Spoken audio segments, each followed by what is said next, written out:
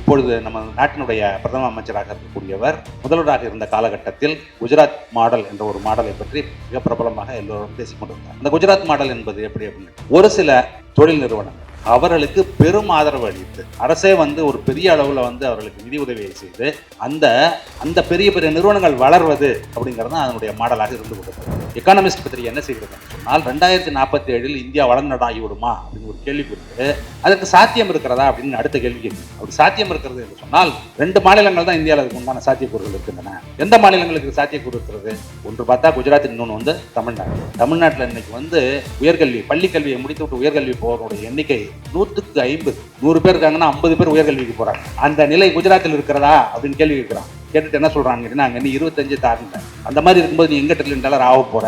பள்ளிக்கூடத்துக்கு வருவதற்கு உணவு தடையாக இருந்தால் உணவை கொடு, பள்ளிக்கூடம் வருவதற்கு தடையாக போக்குவரத்து இருந்தால் போக்குவரத்தை கொடு, பள்ளிக்கூடம் வருவதற்கு தடையாக இருந்தால் புத்தகத்தை கொடு, நோட்டை கொடு, பென்சிலை கொடு, பேகை கொடு, பஸ்ஸுக்கு பாஸ் கொடு. இப்ப பத்தாவது காலை உணவும் போடுறோம்னு சொல்லி எதற்கு என்று சொன்னால் யாரெல்லாம் இதிலிருந்து விடுபட்டு போகிறார்களோ அவர்களை எல்லாம் மீண்டும் உள்ளே அழைத்து வந்து அம்பேத்கர் என்ன கனவுகள் சொல்றாரு அப்படின்னாக்கா, ஜனநாயக நாடுன்னு நம்ம சொல்லிக்கிறோம் குடியரசு, இந்திய குடியரசை. ஆனா அதற்கு எந்த அருகதையும் இல்லாத நாடு இந்தியா அப்படின்னு சொல்றாரு. நாம் இது வேண்டாம் என்று சொல்லி மாற்றுப்பாதையில் சென்று கொண்டிருக்கிறோமோ அதை மடைமாற்றி நம்மை படுகொழியில் தள்ளுவதற்கு என்னென்ன ஏற்பாடுகள் உண்டோ அதையெல்லாம் அவர்கள் தொடர்ந்து செய்து கொண்டிருக்கிறார்கள். அதற்கு நீதிமன்றம் துணை போகிறதோ என்ற ஒரு சந்தேகம் நமக்கு இருக்கிறது. $1 trillion கனவு என்ற நூலின் அறிமுக கூட்டத்திற்கு தலைமை உரையாற்றி அமர்ந்திருக்கக்கூடிய பள்ளிக்கல்வித்துறையினுடைய அமைச்சர் மாண்புமிகு முனைவர் அன்பில் மகேஷ் பொய்யாமொழி அவர்களே, எனக்கு பின்னால் சிறப்புரையாற்ற இருக்கக்கூடிய எனது அருமை நண்பர்கள் திரு சுரேஷ் சம்பந்தம், மதிவதனி மற்றும் இந்திரகுமார் ஆகிய அனைவருக்கும், மற்றும் இந்த நூலுடைய ஆசிரியர், இங்கு முன்னால் அமர்ந்திருக்கக்கூடிய மாணவ செல்வங்கள் மற்றும் விருந்தினர்கள் அனைவருக்கும் எனது வணக்கங்களை தெரிவித்து, இந்த புத்தகம் என்பது எதை குறித்தது என்பது குறித்து இந்த நூலாசிரியர் உங்களிடம் விரிவாக எடுத்துரைத்திருக்கிறார். அதற்கு பிறகு அதனுடைய இன்றைய காலத்தின் தேவை என்ன என்பதை மிகவும் தெளிவாகவும் அழகாகவும் எளிமையாகவும் உங்களிடம் எடுத்து கூறி அமர்ந்திருக்கிறார் பள்ளிக்கல்வித்துறை அமைச்சர் அவர்கள். அதில் நமது கல்வித்துறை அமைச்சர் அவர்கள் உங்களுக்கு ஒரு மொத்தமாக எப்படி இது இந்த காலத்திற்கு தேவை அப்படிங்கிறத சொல்லும் பொழுது 2 விஷயங்களை அவர்கள் தொட்டுக்காட்டு சென்றிருக்கிறார். ஒன்று என்ன அப்படின்னு கேட்டிங்கன்னா, நாம் ஒரு கனவு காண்கிறோம், அவர்கள் வேறு ஒரு கனவு காண்கிறார்கள் அப்படின்ட்டு. அவர்கள் காணும் கனவு எப்படி இருக்கிறது, நாம் காணும் கனவு எப்படி இருக்கிறது அப்படின்னு. இந்த கனவு $1 trillion கனவு அப்படிங்கிறது இன்று நேற்று வந்த கனவு அல்ல. இது ஒரு நூற்றாண்டு கனவு.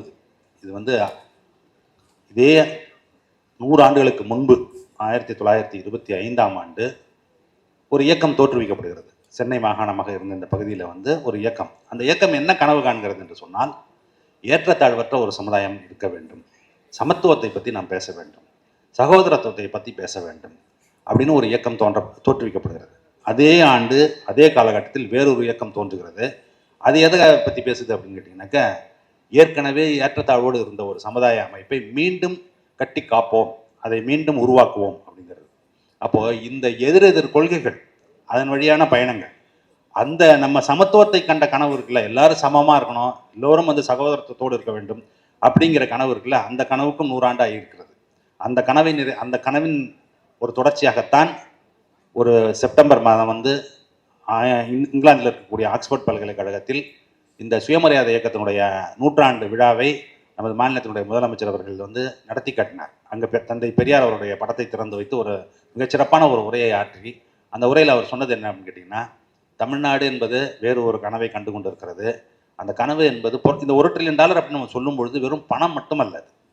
இப்பொழுது இருக்கக்கூடிய பொருளாதாரம், இப்போ நம்ம நூலாசிரியர் சொன்னார், நம்ம இப்போ 35 லட்சம் கோடியில் நம்முடைய உள்நாட்டு உற்பத்தியினுடைய மதிப்பு இருக்கிறது என்று சொன்னால், அதை 100 லட்சம் கோடியாக ஆக்குவது அப்படிங்கிறது ஒரு இலக்கு என்றாலும் கூட, அதில் இருக்கக்கூடிய பொருள் என்ன தெரியுமா? அதில் இருக்கக்கூடிய பொருள் தமிழ்நாட்டில் இருக்கக்கூடிய மக்களுடைய வாழ்வை இப்பொழுது இருக்கும் வசதியை விட 3 பங்கு அதிகமாக்குவது அப்படிங்கிறது. ஏன் நம்ம மட்டும் தான் ஆக்குறோம் பார்த்தீங்க அப்படின்னு சொன்னால், இதற்கு ஒவ்வொரு இடத்துலையும் ஒவ்வொரு மாடல் இருக்கு. இப்போ எடுத்துக்காட்டு சொல்லணும் அப்படின்னு சொன்னோம்னா, உடனடியாக நமக்கு நினைவுக்கு வருவது அப்படிங்கிறது, இப்பொழுது நம்ம நாட்டினுடைய பிரதம அமைச்சராக இருக்கக்கூடியவர் முதல்வராக இருந்த காலகட்டத்தில் குஜராத் மாடல் என்ற ஒரு மாடலை பற்றி மிக பிரபலமாக எல்லோரும் பேசிக் கொண்டிருந்தார்கள். அந்த குஜராத் மாடல் என்பது எப்படி அப்படின்னு கேட்டீங்கன்னாக்கா, ஒரு சில தொழில் நிறுவனங்கள் அவர்களுக்கு பெரும் ஆதரவு அளித்து அரசே வந்து ஒரு பெரிய அளவில் வந்து அவர்களுக்கு நிதி உதவியை செய்து அந்த அந்த பெரிய பெரிய நிறுவனங்கள் வளர்வது அப்படிங்கிறது தான் அதனுடைய மாடலாக இருந்து கொண்டிருக்கிறது. அதுதான் நீங்கள் இப்போ பார்க்கக்கூடியது. என்ன பார்க்குறோம் அப்படின்னு கேட்டிங்கன்னாக்கா, இந்தியாவில் இருக்கக்கூடிய துறைமுகங்களில் பாதி துறைமுகங்கள் ஒரு நிறுவனத்திடம் இருக்கிறது. இந்தியாவில் இருக்கக்கூடிய விமான நிலையங்களில் பாதி விமான நிலையங்கள் ஒரே ஒரு நிறுவனத்திடம் இருந்து கொண்டிருக்கிறது. அந்த மாதிரி இந்தியாவில் இருக்கிற சாலைகள் போயிடும் பொழுது, இந்தியாவில் இருக்கக்கூடிய குடவுன்கள் அவரிடம் இருக்கும் பொழுது, இந்த மாதிரி மொத்தத்தையும் கபலீகரம் செய்யக்கூடிய ஒரு அமைப்பை உருவாக்குவது, அது எல்லாம் வந்து அந்த மாநிலத்தினுடைய வளர்ச்சியாக அது காட்டப்படுகிறது. அதுதான் வந்து அந்த மாடல். எந்த மாடல்? குஜராத் மாடல்ங்கிறது அந்த மாடல். நம்ம மாடல் என்னது? இது வந்து எல்லோருக்குமான வளர்ச்சி, எல்லோரையும் உள்ளடக்கிய வளர்ச்சி அப்படிங்கிறது நம்மளுடைய மாடல். இது வந்து நம்ம எல்லாம் இப்போ நம்ம திரும்ப திரும்ப சொல்லிட்டு இருந்தோம், எவங்காலையும் விடுவலன்னு நான் நினச்சிக்கிட்டு இருந்தேன். இப்போ என்னாச்சு அப்படின்னு கேட்டிங்கனாக்கா, நவம்பர் 13 எக்கானமிஸ்ட்னு ஒரு பத்திரிகை வருது. உலக அளவில் பொருளாதாரங்களை பற்றி ஆய்வு செய்து கட்டுரைகள் எழுதக்கூடிய ஒரு பத்திரிகை இங்கிலாந்து நாட்டிலிருந்து வருகிறது. அது உலகத்தில் இருக்கக்கூடிய எல்லா நாடுகளில் நடக்கக்கூடிய முக்கியமான நிகழ்வுகளை பற்றி எல்லாம் கட்டுரைகளாக வடித்து அதை வந்து வெளியிடுவார்கள். அப்படி வெளியிடப்பட்ட ஒரு செய்தி என்ன அப்படின்னு கேட்டிங்கனாக்கா, இந்தியா வந்து இந்த மாதிரி ஒரு பெரிய கனவு காண்கிறது. 1947 நமக்கு விடுதலை கிடைக்கிறது இல்லையா? 2047 அப்படிங்கிறது நம்மளுடைய விடுதலை நூற்றாண்டு. அந்த நூற்றாண்டில் வந்து என்ன சொல்கிறாங்க அப்படின்னு கேட்டிங்கன்னா, இந்தியா ஒரு வளர்ந்த நாடாகிவிடும். நேற்று கூட நம்ம பிரதமர் பேசியிருக்காரு, என்ன 2047 இந்தியா வளர்ந்த நாடாகிவிடும். எக்கானமிஸ்ட் பத்திரிகை என்ன செய்கிறது என்று சொன்னால், 2047 இந்தியா வளர்ந்த நாடாகிவிடுமா அப்படின்னு ஒரு கேள்விக்குறி கேட்டுட்டு, அதற்கு சாத்தியம் இருக்கிறதா அப்படின்னு அடுத்த கேள்வி கேட்குது. அப்படி சாத்தியம் இருக்கிறது என்று சொன்னால், 2 மாநிலங்கள் தான் இந்தியாவில் அதுக்கு உண்டான சாத்தியக்கூறுகள் இருக்கின்றன அப்படின்னு சொல்லிட்டு. எந்த மாநிலங்களுக்கு சாத்தியக்கூறு இருக்கிறது? ஒன்று பார்த்தா குஜராத், இன்னொன்று வந்து தமிழ்நாடு அப்படின்னு சொல்லிட்டு அடுத்தது 2 மாநிலத்தையும் ஒப்பிட்டு காட்டுறாங்க. என்ன ஒப்பிட்டு காட்டுறாங்கன்னு கேட்டிங்கன்னா, குஜராத்தில் என்னெல்லாம் இருக்கிறது? பளபளக்கும் சாலைகள் இருக்கிறது, தடையற்ற மின்சாரம் இருக்கிறது, அதெல்லாம் ரொம்ப சூப்பராக இருக்குது. ஆனால் மக்களின் வாழ்க்கை தரம் எப்படி இருக்கிறது அப்படின்னு பார்த்தீங்கன்னாக்கா, அவ்வளோ பேர் வறுமையில் உணர்ந்து கொண்டு இருக்கிறார்கள். அவ்வளோ பேர் பள்ளிக்கூடத்துக்கு போகல. பெண் குழந்தைகள் இவ்வளோ பேர் இங்கே வந்திருக்கிறீங்களா? குஜராத்தில் எவ்வளோ பேர் பெண்கள் போகிறார்கள்? உயர்கல்விக்கு போகிற மாணவர்களுடைய எண்ணிக்கை என்ன? மாணவர்களுடைய எண்ணிக்கை என்ன? தமிழ்நாட்டில் இன்னைக்கு வந்து உயர்கல்வி, பள்ளிக்கல்வியை முடித்துவிட்டு உயர்கல்வி போகிறவருடைய எண்ணிக்கை 100க்கு 50. 100 பேர் இருக்காங்கன்னா 50 பேர் உயர்கல்விக்கு போகிறாங்க. அந்த நிலை குஜராத்தில் இருக்கிறதா அப்படின்னு கேள்வி கேட்குறான். கேட்டுட்டு என்ன சொல்கிறான்னு கேட்டீங்கன்னா, அங்கே இன்னும் 25 தாண்டல. அந்த மாதிரி இருக்கும்போது நீ எங்கே $1 ஆக போகிற? நீ $1 ஆகிறதுக்கு வழி இல்லை. ஆனால் தமிழ்நாட்டில் அது சாத்தியமாகி இருக்கிறது அப்படின்னு சொல்லிட்டு அவன் சொல்கிறான். தமிழ்நாடு எப்படி அதை சாத்தியப்படுத்தியிருக்கிறது சொன்னால், நம்ம பள்ளிக்கல்வித்துறை அமைச்சர் பேசும்போது சொன்னார்ல, எப்படி அப்படின்னா, கல்வியை எல்லோருக்கும் கொண்டு சேர்ப்பது அப்படின்னு. அதுக்கு சும்மா நேற்று இன்னைக்கெல்லாம் நம்ம மெனக்கெடல, 100 வருஷம் மெனக்கெட்டுருக்கோம். அதுக்காக எப்படி 100 வருஷம் மெனக்கெட்டுருக்கோம்? பள்ளிக்கூடத்துக்கு வருவதற்கு உணவு தடையாக இருந்தால் உணவை கொடு, பள்ளிக்கூடம் வருவதற்கு தடையாக போக்குவரத்து இருந்தால் போக்குவரத்தை கொடு, பள்ளிக்கூடம் வருவதற்கு தடையாக இருந்தால் புத்தகத்தை கொடு, நோட்டை கொடு, பென்சிலை கொடு, பேகை கொடு, பஸ்ஸுக்கு பாஸ் கொடு. இப்போ பத்தாவது காலை உணவும் போடுறோம்னு சொல்லியிருக்கோம். எதற்கு என்று சொன்னால், யாரெல்லாம் இதிலிருந்து விடுபட்டு போகிறார்களோ அவர்களை எல்லாம் மீண்டும் உள்ளே அழைத்து வந்து அந்த கல்வியை எல்லோருக்கும் பரவலாக ஆக்கும் பொழுது பொருளாதாரமும் சமுதாயமும் பெரிய மாற்றத்தை அடைகிறது. தமிழ்நாட்டில் வந்து என்ன பண்ணியிருக்கோம் அப்படின்னு கேட்டிங்கனாக்கா, அதுதான் பள்ளிக்கல்வித்துறை அமைச்சர் சொன்னார். என்ன சொன்னார்னா, கலைஞர் அதை செய்து விட்டு போனார்ன்ட்டு. என்ன மாற்றத்தை செய்தார்னு சொன்னீங்க அப்படின்னு சொன்னாக்கா, ஃபஸ்ட்டு சமுதாயத்தில் மாற்றங்களை உருவாக்க வேண்டும். அந்த சமுதாய மாற்றங்களை உருவாக்கினால் மட்டும்தான் பொருளாதாரம் தானாக வளரும் அப்படிங்கிறது. அந்த முயற்சியில் தான் நாம் தொடர்ந்து ஈடுபட்டு கொண்டே இருக்கிறோம். என்ன ஈடுபட்டு கொண்டு இருக்கிறோம் அப்படின்னா, இந்த மாதிரி வந்து எல்லோருக்கும் இதை கொண்டு போய் சேர்ப்பது அப்படின்னு. இதற்கு நேர் எதிரான தத்துவத்தை தான் அவர்கள் செய்து கொண்டிருக்கிறார்கள். இப்போ ஏன் நம்ம பள்ளிக்கல்வித்துறை எதுக்கு வந்து அந்த புத்தகம் எழுதுகிறார்? மத யானைன்னு ஒரு புத்தகம் எழுதுகிறார். எதுக்கு எழுதுகிறார்? அவருக்கு நமக்கு என்ன பங்காளி சண்டையா? யாருக்கு? ஒன்றிய அரசுக்கு நமக்கு பங்காளி சண்டையா? பங்காளி சண்டை கிடையாது. யோ, நீ என்னையா கனவு கண்ட, நாங்கள் என்ன கனவு கண்டோன்னு பாரியா? நீ வந்து மக்களை பிரித்து ஆளுகிறாய், எல்லாருக்கும் அந்த வளர்ச்சியாக இல்லாமல் ஆக்குகிறாய். நாங்கள் எல்லோருக்குமானதாக நாங்கள் ஆக்கி கொண்டிருக்கிறோம். இதற்கு நீ தடையாக இருந்து கொண்டிருக்கிறாய். அதுக்கு ஒரு கொள்கையை வகுத்து கொண்டிருக்கிறாய். என்ன சொல்கிறான்? 8ஆவதுல பப்ளிக் எக்ஸாம் வைப்பேங்கிறான், 5ஆவதுல பப்ளிக் எக்ஸாம் வைப்பேங்கிறான், ஃபெயில் ஆனவங்களாம் வீட்டுக்கு போங்கிறான், அப்பா அம்மா ஆத்தா செஞ்ச வேலையை போய் செய்யுங்கிறான். நம்ம என்ன சொல்கிறோம் அப்படின்னு கேட்டிங்கன்னா, எல்லாரும் வா, ஃபெயில் ஆனால் பரவாயில்ல, அடுத்த பரீட்சை உடனே வைக்கிறோம், பரீட்சை எழுது, பாஸ் ஆனின்னா வா, அடுத்தது வா, நாங்களே பணம் தரோம், காலேஜுக்கு வா, பஸ்ஸுக்கு பாஸ் கொடுக்குறோம் வா, காலேஜுக்கு வா, சாப்பாடு போடுறோம் வா அப்படின்னு கூப்பிட்டு மேலே மேலே எல்லோருக்கும் கல்வியை பரவலாக்கிறது. எதற்கு என்று சொன்னால், நாளைய சமுதாயம் எப்படிப்பட்ட சமுதாயமாக இருக்க வேண்டும்னா, கல்வி கற்ற ஒரு சமுதாயமாக இது மாற்றி அமைக்க வேண்டும்.